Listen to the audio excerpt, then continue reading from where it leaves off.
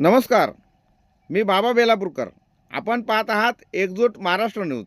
अहिल्यानगर जिल्ह्यातील शेवगाव येथे दिनांक 29/4/2026 रोजी सकाळी 10 वाजता वंचित बहुजन आघाडी व समविचारी पक्ष यांच्या वतीने शिवाजी कोण होता या पुस्तकाच्या प्रकाशकाला अश्लील भाषेत शिवीगाळ करणाऱ्या आमदार संजय गायकवाडवर दाखलपात्र गुन्हा दाखल करावा व शिवाजी कोण होता या पुस्तकाचे सामूहिक वाचन करण्यासाठी वंचित बहुजन आघाडीचे राज्य महासचिव प्राध्यापक किसन चव्हाण यांच्या नेतृत्वाखाली शेवगाव पोलीस स्टेशनवर मोर्चा काढून आंदोलन करण्यात आले. हा मोर्चा शेवगाव येथील डॉक्टर बाबासाहेब आंबेडकर चौकातील डॉक्टर बाबासाहेब आंबेडकर यांच्या पुतळ्याला अभिवादन करून शेवगाव पोलीस स्टेशनकडे रवाना झाला. यावेळी वंचित बहुजन आघाडीचे पदाधिकारी व असंख्य कार्यकर्ते तसेच समविचारी पक्षाचे पदाधिकारी, भारतीय कम्युनिस्ट पक्षाचे सचिव ॲडव्होकेट सुभाष लांडे असंख्य कार्यकर्ते सहभागी झाले होते. यावेळी वंचित बहुजन आघाडीचे तालुका अध्यक्ष शेख पेरेलाल भाई यांनी आमदार संजय गायकवाड यांच्या अश्लील शिवीगाळ केल्याच्या वक्तव्याचा निषेध केला. आमच्या हाती त्यांचे चलचित्र हाती आले असून आम्ही ते तुम्हाला दाखवित आहोत. वंचित बहुजन आघाडीचा संजय गायकवाड आमदारच करायचं काय?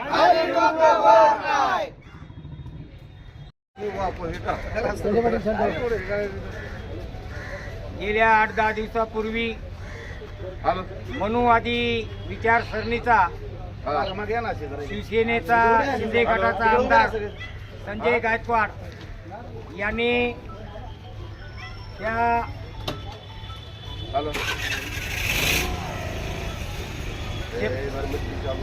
शिवाजी कोण होता याचं जे पुस्तकाचं जे प्रकाशन केलं, या प्रकाशना करणाऱ्या कुटुंबाला अतिशय नीच पातळीवर जाऊन घाणेरड्या पद्धतीने शिवीगाळ केली आणि खुनाची धमकी दिली. याच्या विरोधात शेवगाव पोलीस स्टेशन या ठिकाणी गुन्हा दाखल करण्यात यावा या करिता आज वंचित बहुजन आघाडीचे राज्य उपाध्यक्ष प्राध्यापक किसन चव्हाण सर यांच्या नेतृत्वामध्ये या ठिकाणी सर्व समविचारी पक्षाचे कार्यकर्ते उपस्थित झालेले आहेत.